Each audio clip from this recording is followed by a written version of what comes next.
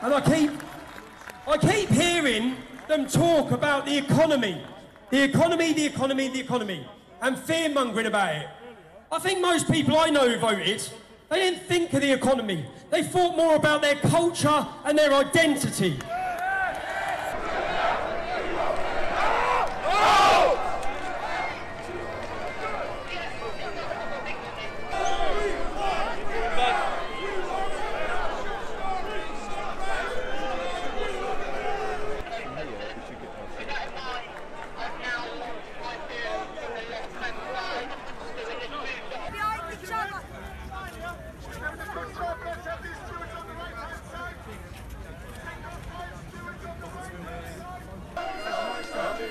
Does it look like tattooed thugs? Or does it look like ordinary people? Look at the crowd, look. Beautiful sight, isn't it?